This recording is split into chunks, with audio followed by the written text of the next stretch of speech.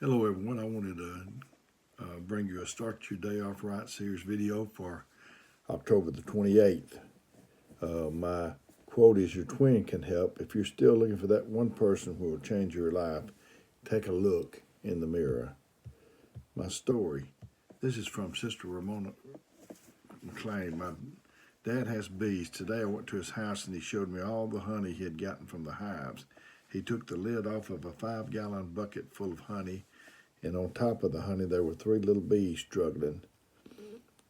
They were covered in sticky honey and drowning. I asked him if we could help them, and he said he was sure they wouldn't survive. Casualties of honey collection, I suppose. I asked him again if we could at least get them out and kill them quickly. After all, he was the one that taught me to put a suffering animal or a bug out of its misery.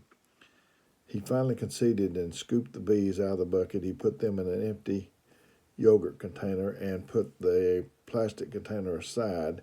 Because we had disrupted the hive with an earlier honey collection, there were bees flying all over outside. We put the 3 little bees in the container on a bench and left them to their fate. My dad called me a little while later to show me what was happening. The 3 little bees were surrounded by all their sisters.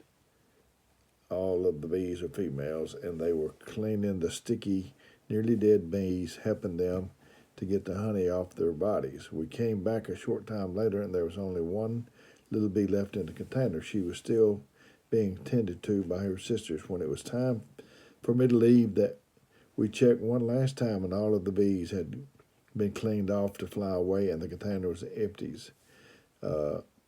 Those 3 little bees lived because they were surrounded by family and friends who would not give up on them. Family and friends who refused to let them drown in their own stickiness and resolved to help until the last little bee could be set free. Bee sisters, she says, bee peers, bee teammates, we could all learn a thing or two from these bees. I did not write this, but love it. Be kind always. My scripture is Acts 27:17, in which when they had taken up, they used helps undergirding the ship, and fearing they should fall in the quicksands. Drake Seller was so driven. My humor is to make it possible for everyone to attend church next Sunday. We're going to have a special No Excuse Sunday. Cots will be placed in the foyer for those that say Sunday is my only day to sleep in.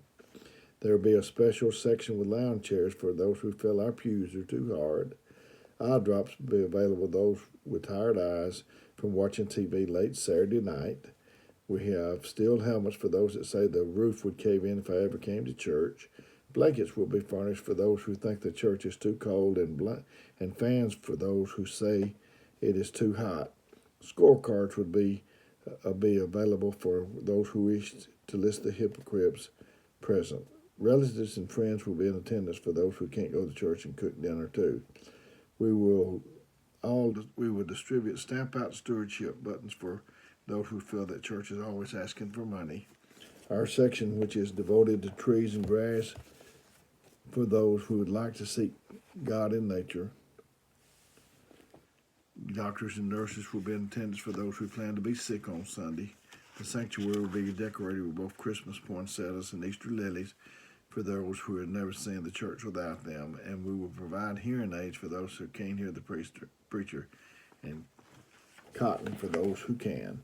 So this is Dale Cantrell with Reedville Holiness Church. I'm not doing this to replace your minister or you getting to church, only if you're not able to go. I would love if you wanted to send me a quote, story of scripture, or a little humor, a clean joke. So, and my phone number is 256-508-4410. Until we do this next time, may God bless you.